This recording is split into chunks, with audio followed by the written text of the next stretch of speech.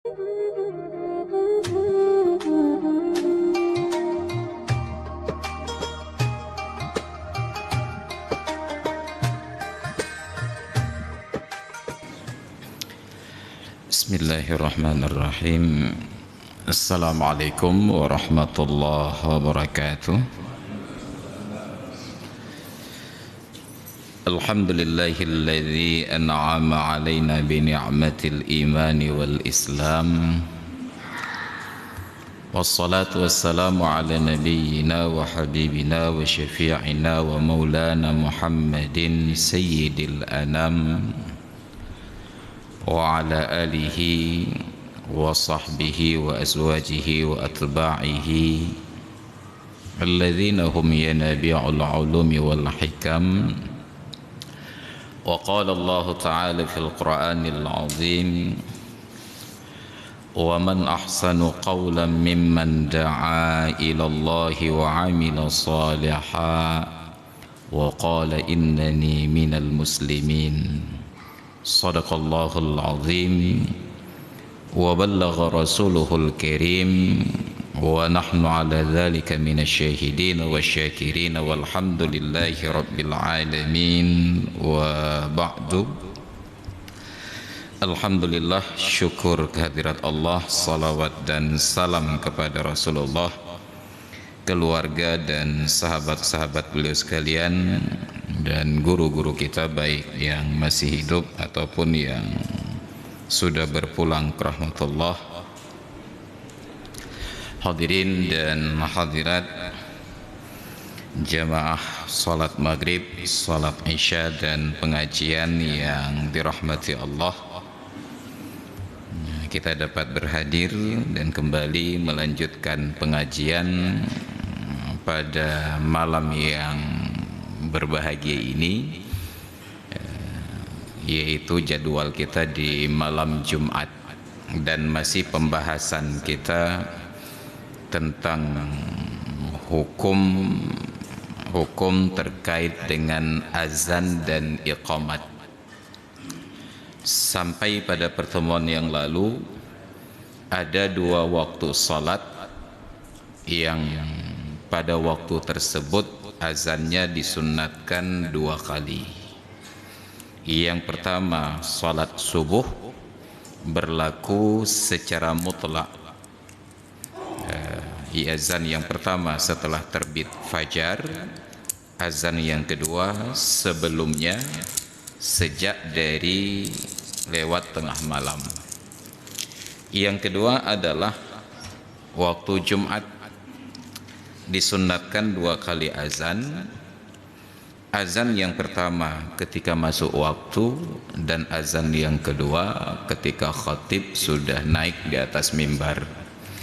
Untuk Jumat ini tidak berlaku secara mutlak, tergantung kondisi, situasi dan kondisi.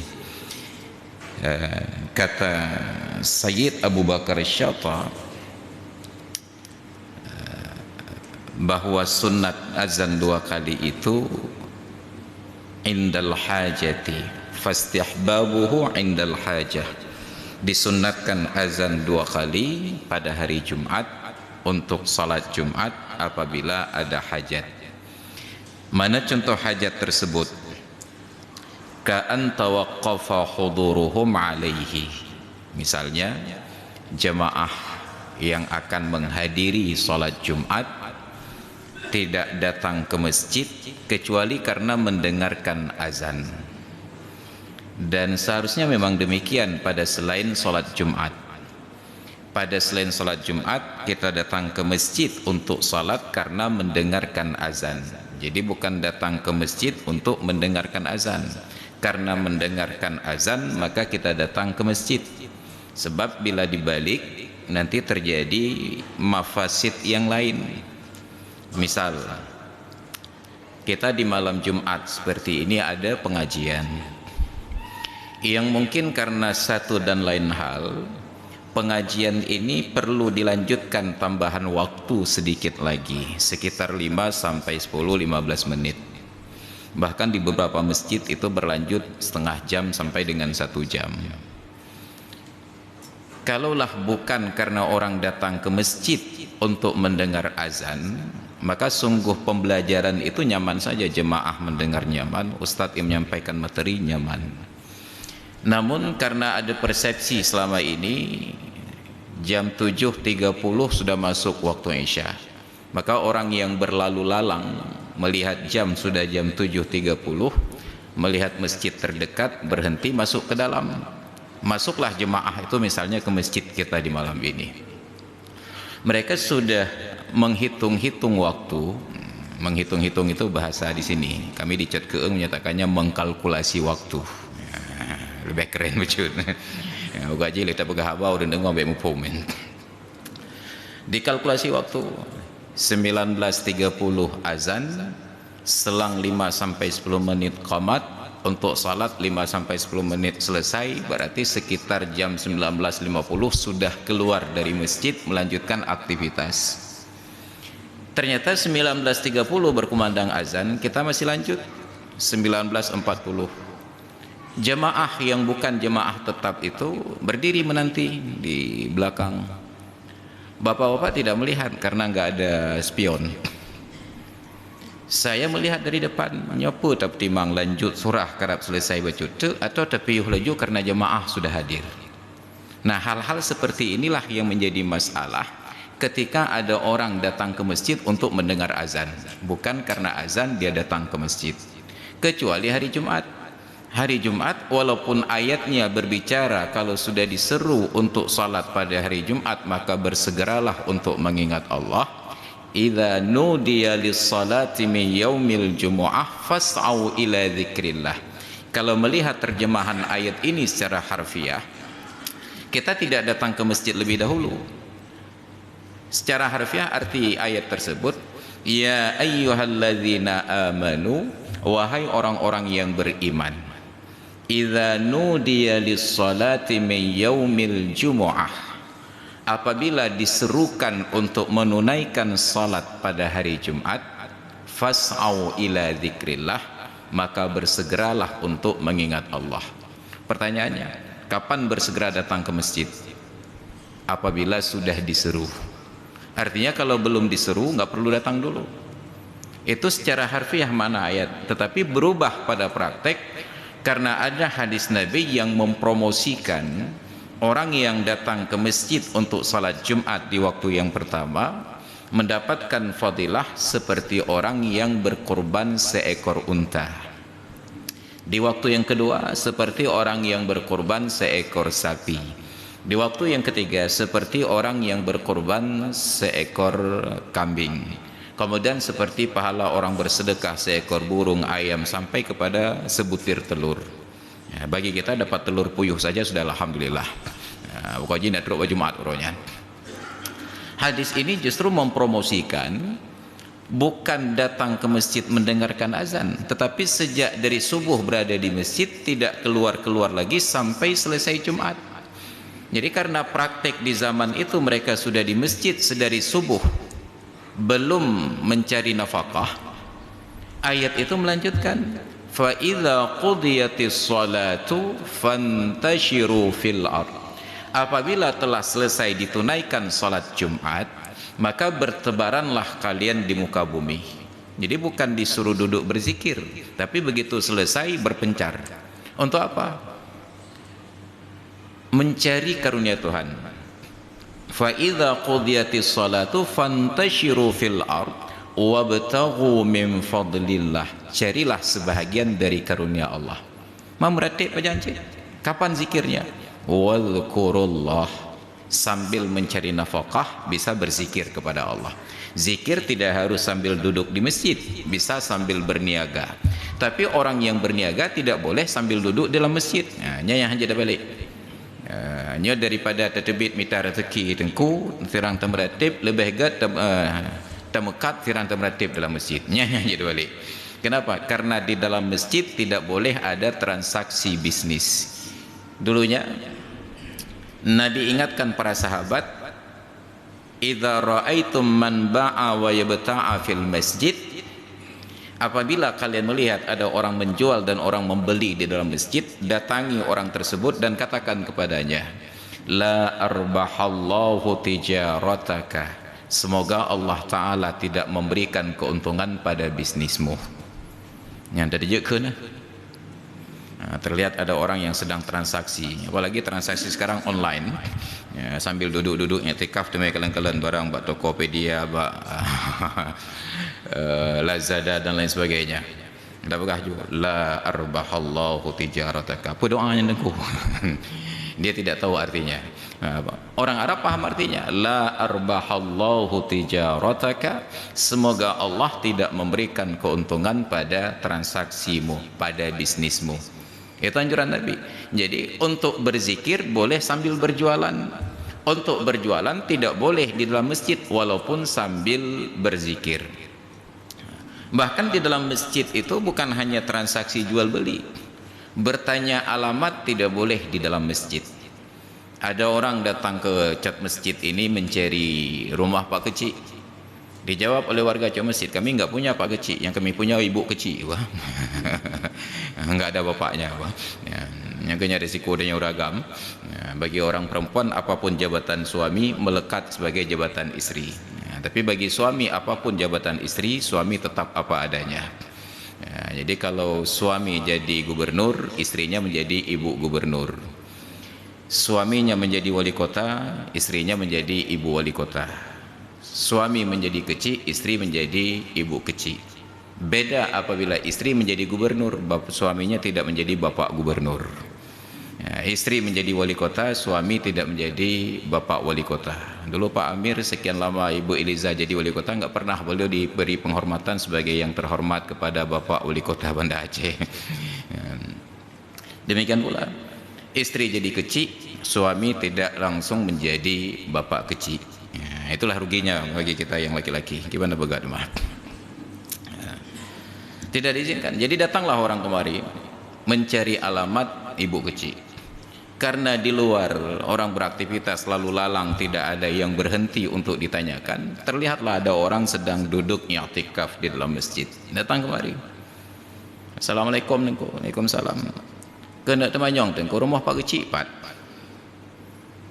Tidak boleh dijawab bila di dalam masjid, karena masjid tidak dibangun sebagai tempat bertanya alamat. Kalaupun mau diskusi lanjut, keluar, di luar ya, tebit deh. Adab masjid di luar baru kita jawab. Mereka maaf Pak, nyo adab masjid hanya jawab pertanyaan di dalam.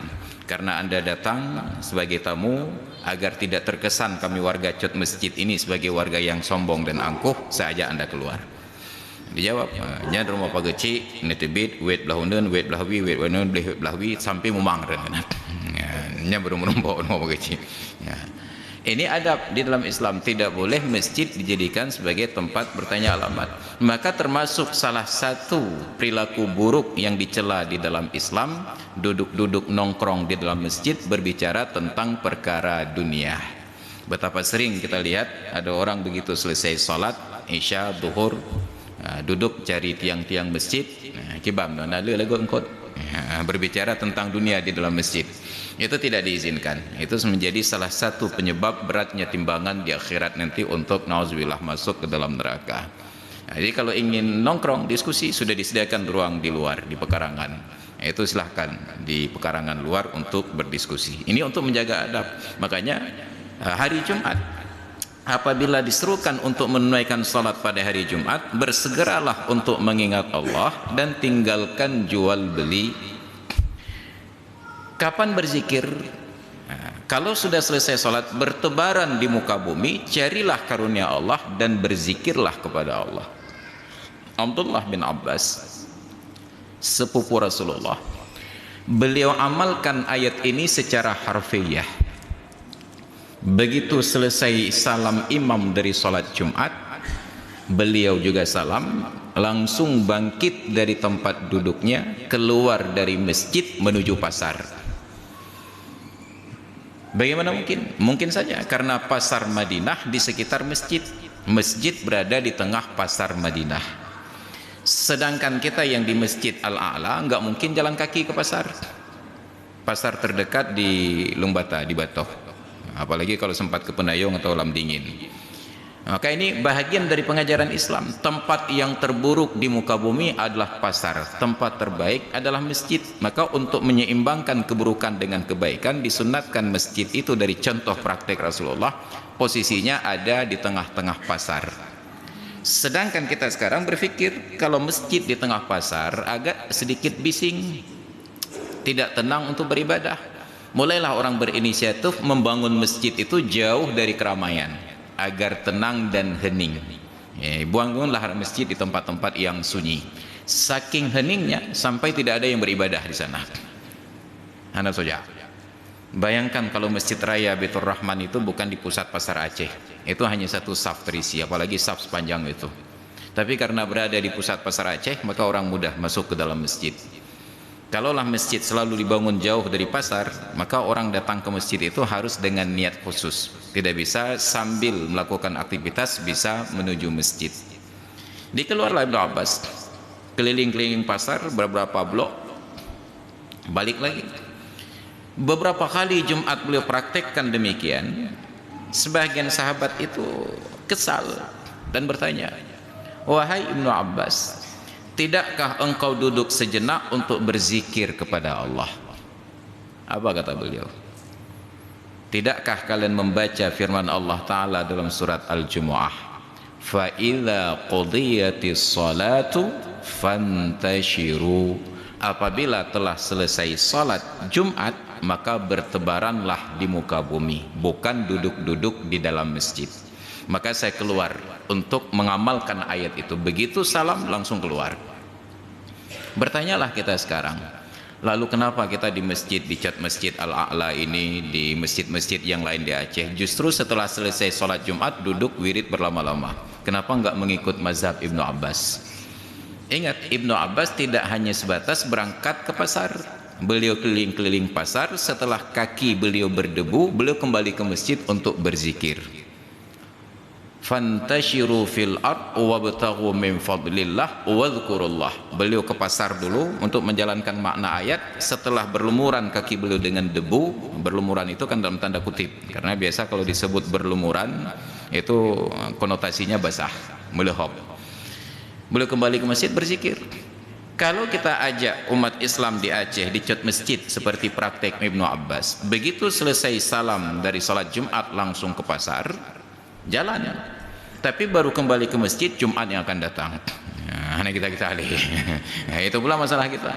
Jadi dulu mereka sudah berada di masjid sejak subuh sampai Jumat, belum mencari nafkah sama sekali. Maka begitu selesai salat Jumat langsung mencari nafkah. Oleh Imam Al-Ghazali di dalam kitab beliau Ihya Ulumuddin membalikkan kondisi. Kata beliau, justru yang lebih bagus bagi orang yang menghadiri salat Jumat, jangan keluar dari masjid sampai salat asar. Dan lebih baik lagi apabila tidak keluar dari masjid sampai salat maghrib. Pertanyaannya, tidakkah Imam Al-Ghazali ini membaca tentang tafsir surat Al-Jumu'ah itu tadi dari praktek Ibnu Abbas? Beliau baca. Lalu kenapa Imam Al-Ghazali beda pendapat dengan Ibnu Abbas? Itu sungguh perbedaan pendapat yang tidak level. Kenapa? Seorang Imam Al-Ghazali mungkin bagi kita beliau super alim, tapi bila dibandingkan dengan Ibnu Abbas, Imam Al-Ghazali bukan siapa-siapa, hanya sebutir debu. Lagi dalam lagu tanpamu aku hanya butiran debu. Kenapa? Karena bahkan di kalangan para sahabat, Ibnu Abbas ini menjadi referensi terkait dengan penafsiran Al-Quran. Karena Nabi yang mendoakan ketika bertemu Ibnu Abbas, diusap dadanya, didoakan, Allahumma allimhu at-ta'wil, Allahumma faqihhu fid-din wa allimhu at-ta'wil. Ya Allah, berikan pemahaman agama kepadanya dan ajarkan kepadanya ilmu ta'wil. Ta'wil makna ayat Al-Quran. Nah, anomalinya ada sebagian kawan-kawan kita yang berpendapat ayat Al-Quran tidak boleh ditakwil. Sedangkan Nabi mendoakan sepupu dan sahabat beliau ini untuk punya kemampuan mentakwil ayat Al-Quran. Kalau mentakwilkan ayat Al-Quran tidak boleh dilakukan, bagaimana mungkin Nabi mendoakan sesuatu yang tidak boleh dilakukan?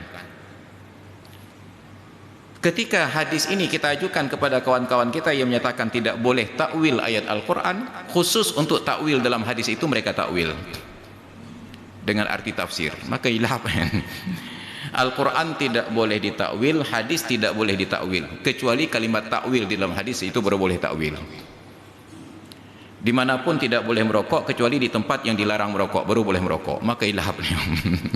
Inilah logika kawan-kawan kita ini. Mereka katakan tidak boleh takwil ayat, tidak boleh takwil hadis. Kalau tidak boleh, kenapa Nabi mendoakan kepada sepupu beliau Ibnu Abbas untuk mempunyai kemampuan untuk takwil? Maka kemampuan itu Allah berikan, sehingga Ibnu Abbas ini diberikan julukan sebagai turjumanul Quran, juru terjemah Al-Quran. Kalau sudah tidak paham ayat, kembali ke Ibnu Abbas. Nah, kenapa Imam Al-Ghazali berani berbeda dengan orang sekaliber Ibnu Abbas? Ternyata beliau bukan berbeda pendapat, hanya berbeda zaman. Di zaman Ibnu Abbas hidup, orang sudah di masjid sejak dari subuh sampai Jumat, belum mencari nafkah. Di zaman Imam Al-Ghazali, orang baru ke masjid sejak dari azan Jumat, sudah di pasar sejak dari subuh. Mereka sudah mencari nafkah sepanjang hari, yang belum hanya berzikir. Maka jadwal dari subuh ke Jumat oleh Imam Al-Ghazali diganti dari Jumat ke subuh. Kok nekat sekali Imam Al-Ghazali? Bukan, karena fikih itu menyesuaikan waktu dan keadaan untuk mendapatkan fadilah, walaupun tidak sama, minimal mendekati. Di masa-masa salafus saleh, sahabat tabi'in dan tabi'in, berada di masjid sampai sholat zuhur itu sesuatu yang biasa. Imam Syafi'i itu sejak dari sholat subuh di masjid, selesai sholat subuh beliau wirid sampai syuruk, beliau sholat sunat syuruk, baru beliau mengajarkan tafsir. Sekitar 1-2 jam pelajaran, berganti beliau sholat duha, masuk orang yang belajar hadis. 1-2 jam pelajaran, masuk beliau istirahat, kemudian lanjut istirahat di masjid. Jangan bayangkan istirahat beliau ke oleh karing ngopi di Solong, enggak. Tetap di masjid istirahat. Masuklah orang yang belajar tentang bahasa Arab, semuanya masuk di situ, nahwu, saraf, balaghah dan lain sebagainya. Termasuk syair-syair Arab. Setelah selesai masuk waktu zuhur, salat ba'da zuhur, baru beliau pulang ke rumah. Bayangkan Imam Syafi'i itu dari subuh di masjid sampai sholat zuhur. Jangan tanyakan beliau sarapan pagi di mana. Enggak ada yang bagi-bagi nasi gurih pagi kayak kita di masjid waktu subuh. Beliau hanya duduk. Karena kepuasan bagi orang-orang ahli ilmu seperti beliau adalah berkutat dengan ilmu. Jadi kalau sudah masuk dalam materi ilmu, itu sudah lupa makan dan minum. Dan itu terjadi. Jangankan makan dan minum, bahkan kawin pun lupa.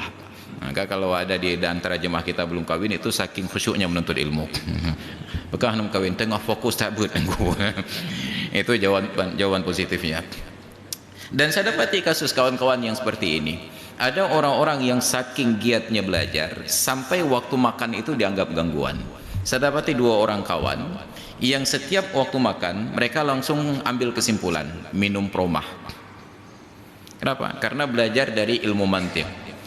Orang yang tidak disiplin makan akan menyebabkan sakit mah. Orang yang sakit mah, obatnya minum promak.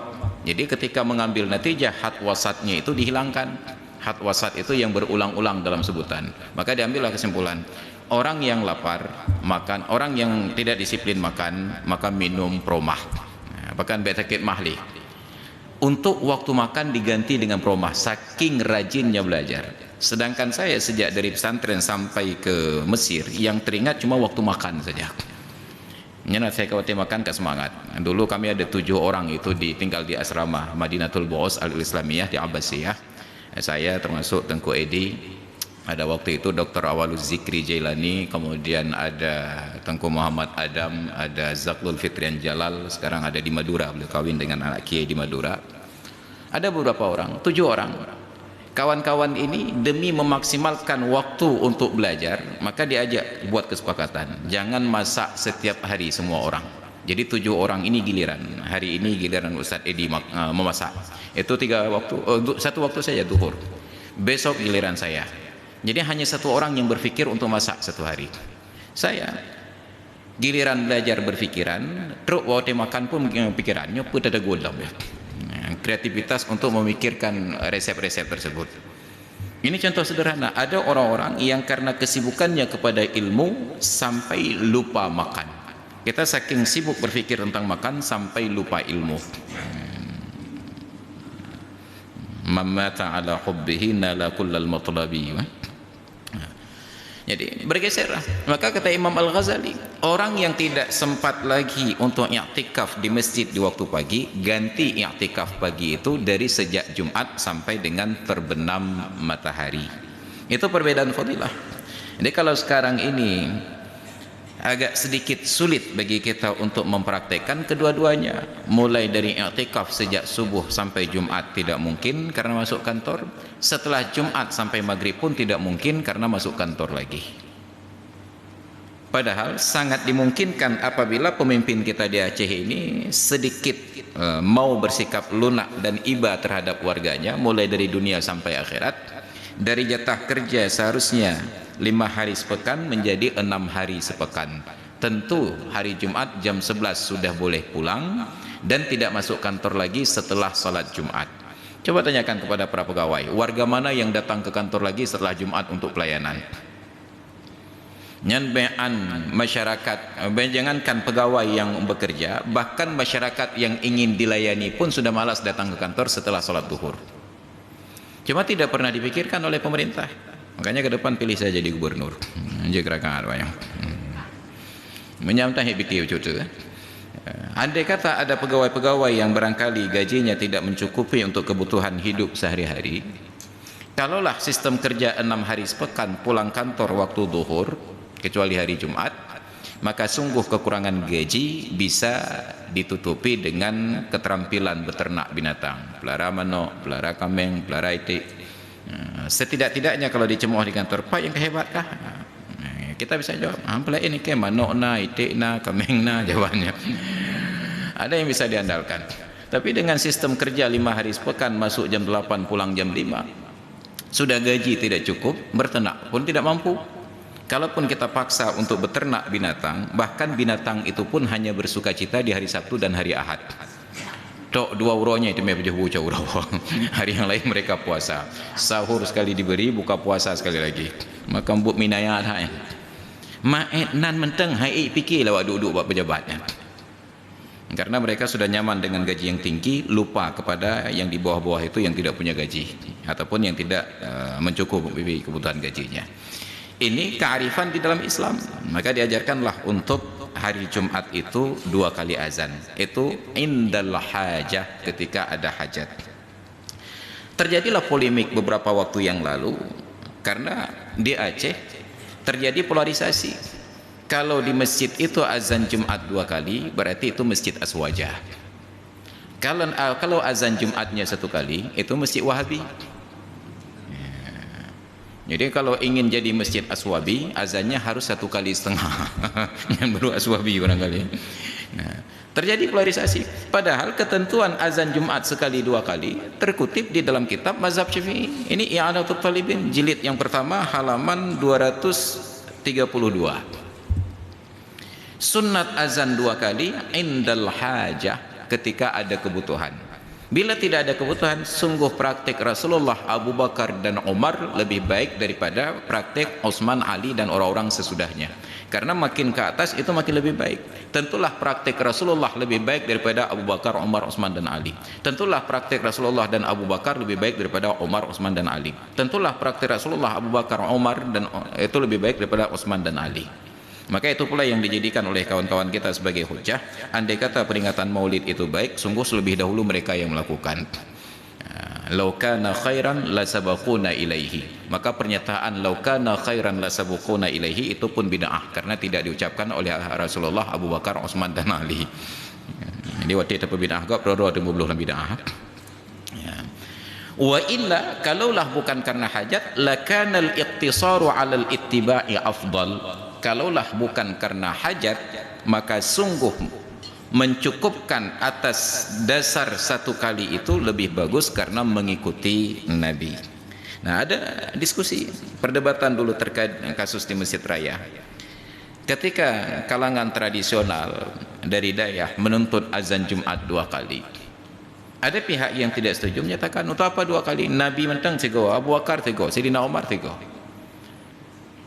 Lalu diangkat alasan, kalau alasannya supaya dengan azan 2 kali orang lebih cepat datang ke masjid, bukankah azan 2 kali kita ganti saja, azan tetap 1 kali sebagai pengganti azan yang satunya kita kumandangkan pengajian saja. Ini berpindah dari bid'ah yang lebih baik kepada bid'ah yang lebih buruk. Seburuk-buruk azan 2 kali itu dicontohkan oleh Sayyidina Utsman bin Affan. Tapi sebaik-baik azan sebelum pengajian, sebaik-baik pengajian sebelum azan tidak ada yang mencontohkan. Apalagi yang melantunkan kajian itu namanya hampir seragam di semua tempat. Yang satu itu rata-rata Toa namanya. Yang satu lagi itu antara Sony, Polytron, menang lebih kurangnya. Tidak ada yang namanya Muhammad, tidak ada yang namanya Hamid, Mahmud. Rata-rata kalau bukan Toa hanya Sony. Maka saya gugat. Dulu sekitar setahun yang lalu saya diundang ceramah Maulid. Pagi hari di dekat sebuah masjid. Jarak dari lokasi acara ke masjid itu berkisar sekitar 200 meter lebih kurang. Azan zuhur pada waktu itu jam 12.45. Jadi karena banyak sekali lomba pidato, sambutan-sambutan, Eleng kan tetap penutup serta doa tapi kakak tak nikmati mentang hiburannya. Giliran saya naik mimbar itu jam 12 lewat 5 menit. Maka mulailah saya goyang-goyang mimbar. Baru 10 menit, baru sambutan, baru puji, baru selawat. Apa yang terjadi? Dinyalakanlah pengajian yang disiarkan ulang dari Masjid Raya Baitur Rahman dengan menyalakan mikrofon dari masjid dan TV. Bayangkan jaraknya itu mungkin dari tempat kita ini sampai paling tua mungkin ya ke kantor kecil yang paling tua. Mampu dah dengar alam? Selesailah acara, tinggal baca doa tentang. Pertanyaannya, apa manfaatnya pengajian Al-Quran sampai setengah jam sebelum azan? Apa manfaatnya? Maka barulah setelah terjadi pergantian imam di tempat tersebut, usulan itu saya masukkan kembali karena ada pengajian asar di kantor dekat masjid. Setiap kami bertambah sedikit waktu, terganggu oleh suara pengajian menjelang maghrib. Kebetulan hadir dalam pengajian istri Imam Cik. Lalu saya titip pesan, ini mudah-mudahan ada istri Imam Cik yang mendengarkan kasus kita ini. Cik naganya lah kawanku didengarkan. Hanya sebagai sindiran saja. Ternyata laporan dari istri itu lebih manjur daripada laporan pihak yang lain. Pengajian berikutnya tetap tidak dinyalakan mic walaupun bertambah lebih dari 10 menit. Begitu kami tutup, selesai baca doa, baru dinyalakan tip. Kenapa? Ini laporan yang langsung direspon. Baru kita melihat ternyata jabatan sebenarnya itu ada di istri para pejabat. Maka bagi orang-orang yang paham tentang psikologi ini, mereka lebih sibuk melayani istri pejabat daripada bapak pejabat tersebut. Kenapa? Karena bila sudah baik melayani istrinya, kekasihnya, walaupun ada salah-salah dengan pejabat, mau dimutasi, dipindah, dicopot jabatan, tinggal lapor ke istrinya. Bu, ilang kena pindah li bapak. Itu selesai birokrasi di atas ranjang nanti. Bang dengar orang kena pindah di pulanya. Nyampe pindah-pindah. Nyampe pindah-pindah. Nyampe minta garu. Selesai masalah. Makanya kalau kita ingin melayani, kalau ingin mendapatkan perhatian dari seseorang, lihatlah siapa yang ia cintai. Oleh karena itu Allah menyatakan, "Qul in kuntum tuhibbunallaha fattabi'uni," kata Nabi. Kalau benar kalian mencintai Allah, ikuti saya. Orang yang sudah dicintai oleh Nabi pasti dicintai oleh Allah. Maka siapapun yang doanya dengan salawat tidak pernah ditolak oleh Allah. Tapi orang yang hanya berdoa saja lupa bersalawat, besar kemungkinan untuk ditolak oleh Allah. Layani pihak yang paling dia cintai. Maka kalau ingin dekat-dekat dengan Pak Kecik, coba lihat siapa yang paling dicintai oleh Pak Kecik. Hanya mentang dah puja-puja. Ternyata beliau senang kepada anak sulungnya. Memang anak agama dan Tuhannya bereh dah. Hanya barang gapu bagah ketiken. Kenapa? Karena kita menyenangkan hatinya. Jadi kalau kita ingin mendekatkan diri kepada Allah, senangkan kekasih Allah, yaitu Nabi kita Muhammad sallallahu alaihi wasallam. Ini ada al-ittiba. Jadi kita gugat pengajian-pengajian menjelang azan itu hanya menambah-nambah masalah. Bukan tidak boleh, selama tidak mengganggu tidak masalah, tapi bila sudah mengganggu itu mulai menjadi masalah. Misalnya ada keluhan dari kawan-kawan yang jualan sayur pagi di masjid, di Pasar Tungkup. Di masjid itu konon katanya menjelang subuh paling telat 15 menit sebelum azan itu ada pengajian. Padahal pasar itu aktif dari jam setengah 4. Ada transaksi jual beli. Orang salat belum datang, orang berdagang sudah terganggu. Padahal 15 menit kumandang pengajian tersebut itu waktu yang paling ideal mereka bertransaksi jual beli barang. Tapi para pedagang ini tidak berani lontarkan protes ke pihak panitia masjid karena nanti dianggap orang anji dengan obot. Janji dengan obot kah lagi jin. Ini masalah pula. Padahal bukan tidak mau dengar but itu salah waktu untuk diputar. Maka bahkan Nabi ketika berzikir di malam hari, beliau tegur sahabat-sahabat yang bahkan suaranya itu hanya mengganggu orang yang di sebelah. Nabi pasang tenda di dalam masjid untuk beriktikaf, masing-masing sahabat di dalam tendanya. Tiba-tiba terdengar suara itu, saking khusyuknya. Nabi singkapkan tirai beliau sambil beliau berucap, ala fa inna kullakum munajin rabbahu fala yu'dhiyanna ba'dukum ba'dha. Ketahuilah masing-masing kalian itu sedang bermunajat kepada Tuhannya, maka janganlah sebahagian kalian mengganggu sebahagian yang lain.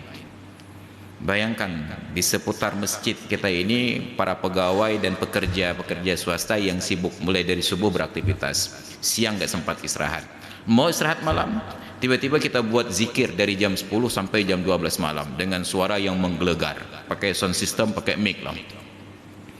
Tidak ada warga yang berani protes. Bukan mereka tidak protes, anda je protes dan aku pegawai dan cik lagi beli agak dia jamu dengan ratib lebih mengati. Ini bukan tentang suara zikir, tetapi volume zikir yang mengganggu. Lalu apakah Nabi waktu itu merasa terganggu dengan zikir? Tidak. Nabi hanya mengingatkan jangan mengganggu orang lain karena juga mereka sedang berzikir. Karena ada tidur itu yang menjadi ibadat. Nabi melarang orang begadang sepanjang malam untuk ibadat karena fa inna li jasadika 'alaika haqqun. Tubuhmu itu mempunyai hak atasmu. Hak mata untuk terpejam, hak badan untuk beristirahat, hak otak juga untuk beristirahat. Semua diberikan porsi yang sesuai. Tidak boleh kurang, tidak boleh lebih. Apabila kurang sudah berbuat zalim, lebih juga terjadi kezaliman kepada pihak yang lain. Tapi itu kita abaikan. Wa sunna ay yu'adzina lil ula faqat min salawatin tawalat. Disunnatkan azan itu untuk salat yang pertama saja apabila ada beberapa salat yang berturut-turut. Dulu dalam kasusnya Rasulullah sallallahu alaihi wasallam dalam sebuah peperangan melewatkan waktu zuhur, asar, maghrib dan isya. Ketika perang itu terhenti di waktu isya, Nabi instruksikan para sahabat untuk bersuci, bersih-bersih dari noda-noda darah pada badan mereka. Kemudian beliau perintahkan seorang sahabat untuk azan, lalu qamat, salat zuhur. Selesai salam, qamat, salat asar. Selesai salam, qamat, salat maghrib. Selesai salam, qamat, salat maghrib, salat isya. Dipahamilah dari praktek Nabi ini, bila ada lebih dari satu waktu salat ditunaikan berturut-turut, disunatkan azan hanya untuk yang pertama, yang selanjutnya qamat saja. Kapan itu terjadi? Yang paling mungkin adalah ketika melaksanakan salat fardu zuhur, asar, maghrib dan isya dengan cara jamak. Ada kemungkinan yang lain, orang yang melewatkan waktu salat lupa atau ketiduran atau sengaja, karena ada aktivitas bab pelalai-lalai, datanglah waktu maghrib, dia belum salat asar, sudah masuk waktu maghrib. Ada dua salat, asar dan maghrib. Kalau memang baru masuk waktu maghrib, salat asar dulu, azan, salat asar, qamat, salat asar. Selesai salat asar, qamat, salat maghrib. Tidak lagi diulang azannya. Kafawaid seperti beberapa salat fardu yang luput waktunya, qada'uha mutawaliyatan, diqadha secara berturut-turut. Wa salatai jam'in, dan demikian pula dua waktu salat yang dihimpunkan, salat jamak, zuhur dengan asar, maghrib dengan isya. wa hadiratin dakhala waqtuha qabla syuru'ihi fil adzan. Demikian pula mengerjakan salat yang hadir, datang waktunya sebelum masuk ke dalam waktu azan. Itu disunatkan azannya satu kali.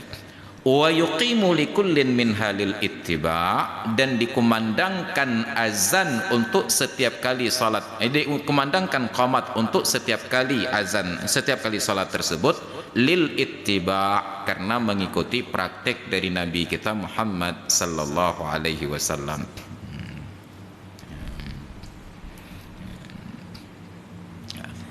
Lalu siapa yang azan? Sudah dijelaskan di belakang, azan itu disunatkan kepada orang laki-laki satu orang saja, tidak lebih. Wa sunna iqamatun li unsa, sedangkan qamat untuk laki-laki sunat, untuk orang perempuan juga sunat, tetapi sirran, dengan cara sir. Apa makna sir? Dia ucapkan lafaz-lafaznya terdengar pada telinganya sendiri sebagaimana terdengar pada orang yang di sampingnya. Itu disebut dengan sir. Jadi ketika kita sholat berjamaah, posisi berdirinya berdekat-dekatan, kita tidak punya alasan untuk menggugat bacaan orang yang di samping terdengar pada kita, karena itulah kadar sir. Nggak mungkin sampai ke telinganya sendiri kalau tidak terdengar pada telinga orang yang di sampingnya. Baru berhak kita gugat apabila terlalu keras sehingga disebut dengan kata-kata jihar. Maka itu kembali kepada hadis terkait dengan fadilah orang yang membaca Allahu Akbar kabira walhamdulillahi katsira subhanallahi bukrata wa asila. Hadis riwayat Ibnu Umar tersebut menyatakan, ketika kami salat dengan Nabi, idza rajulun min qaumin, tiba-tiba ada seorang pria dari kaum. Dalam jemaah salat tersebut tidak disebutkan posisinya apakah saf pertama, kedua atau ketiga. Biasanya saf pertama itu sahabat-sahabat yang memang sangat dekat dengan Nabi. Mereka selalu berusaha untuk berada di saf yang pertama. Ini kalau ada orang yang tidak disebutkan namanya, tidak dikenal, itu biasanya bukan sahabat utama yang mencari saf yang pertama. Anggaplah itu saf kedua atau saf ketiga. Dia membaca Allahu Akbar kabira walhamdulillahi katsira wa subhanallahi bukrata wa asila, terdengar pada Nabi yang imam di depan. Bayangkan ini tempat imam, 1, 2. Dari belakang itu dia berucap sir, terdengar pada Nabi. Setelah selesai salam, Nabi tidak mempersoalkan suara yang terdengar ke beliau. Beliau hanya mengapresiasi, manil qail, siapa yang berucap kalimat-kalimat itu tadi. Pria ini tunjuk tangan, saya ya Rasulullah. Kata Nabi, ada pintu langit yang tidak pernah dibuka, terbuka pada hari ini. Kata Ibnu Umar, sejak saya mendengar hadis tersebut tidak pernah saya tinggalkan bacaan Allahu Akbar kabira walhamdulillahi katsira setiap selesai takbiratul ihram. Maka dari hadis itu dipahami oleh para ulama bahwa setiap ilmu yang kita dapati sunat segera diamalkan dan dipraktekkan terus berulang-ulang menjadi sebuah kebiasaan. Man amila bima alima yarzuquhullahu ilma ma lam ya'lam. Barang siapa yang mengamalkan ilmu yang ia pelajari, Allah akan beri kepadanya ilmu yang belum ia pelajari. Ini untuk orang perempuan, sunat qamat itu sir. Dari makna inilah ulama-ulama yang mutasyaddidin, yang ketat, yang konservatif berpendapat bahwa orang perempuan itu sangat tidak layak untuk mengikuti kompetisi musabaqah tilawatil Quran. Azan saja yang disunnatkan suara besar untuk laki-laki, yang perempuan sir. Bacaan salat yang jihar saja ketika orang perempuan berjamaah dengan sesama perempuan, hadir seorang pria yang ajnabi, itu disunatkan sir karena kehadiran pria yang ajnabi. Lalu tiba-tiba naik orang perempuan ke atas mimbar melantunkan suara ketika menyanyikan Al-Quran. Mereka kaitkan dengan teguran Allah kepada istri Nabi, fala takhda'na bil qawli, kalian wahai istri Nabi kalau berbicara itu jangan dilembut-lembutkan suaranya. Bayangkan para wanita sekarang kalau bicara dengan suami orang lain itu seperti orang kena serangan asma. Saya ketika ketemu suami sendiri ikena. Saat bertemu suami orang lain seperti orang kena serangan asma. Hangup ada dengar. Oh dicot. dilarang. Fala takhda'na bil qawli, jangan kalian alun-alunkan suara kalian. Fayatma'al ladzina fi qalbihi marad, nanti timbul keinginan yang aneh-aneh dari orang-orang yang punya penyakit di dalam hatinya. Itu bacaan Al-Quran saja. Bayangkan ketika yang dilantunkan ini adalah kalimat-kalimat yang bukan Al-Quran, lagu-lagu apalagi yang mengundang syahwat. Hanya menyata dengar ayu ting-ting lagunya, malam tengok jaga ada. Padahal itu hanya suara, tapi itu merangsang syahwat. Maka lagu-lagu yang seperti ini yang dilarang. Tapi ketika lagu itu mengundang kita untuk berzikir kepada Allah, lantunan-lantunan selawat, itulah yang diperselisihkan oleh para ulama. Ada yang sangat ultra konservatif menganggap segala bentuk musik itu haram. Ada sebagian ulama yang menyatakan segala sesuatu yang mendatangkan ingatan kepada Allah dalam hal-hal yang tidak secara sharih disepakati oleh para ulama sebagai haram, itu silakan untuk dipraktikkan. Maka betapa dulu nasyid-nasyid dari Haddad Alwi, hanya dengan mendengar musiknya saja kita langsung tergerak untuk berzikir. Maka itu yang dikatakan oleh para ulama, lil wasail hukmul maqasid, sarana hukumnya sama seperti tujuan, tapi pada hal-hal yang tidak disepakati, yang tidak dilarang agama. Adapun sudah dilarang oleh agama, itu tidak menjadi pembenaran. Ada orang yang mantan pemabuk, ngaji dapat hidayah jadi orang alim, tapi sudah terbiasa mabuk. Begitu mau buka pengajian, kayaknya payah gejib deh, kayaknya bismillahirrahmanirrahim. Kita anggap itu arak. Hai, ini jeb arak kau tengok. Ikem yang aku jeb arak aneh cah.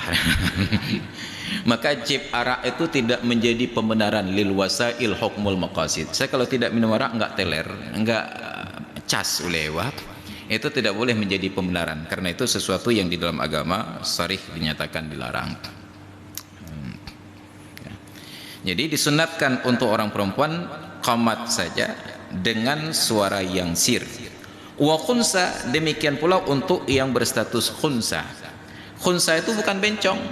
Khunsa itu bawaan sejak lahir, terlahir dengan dua kelamin, punya kelamin laki-laki dan punya kelamin perempuan, atau tidak mempunyai keduanya sama sekali, disebut khunsa. Adapun bencong itu spesies yang lain.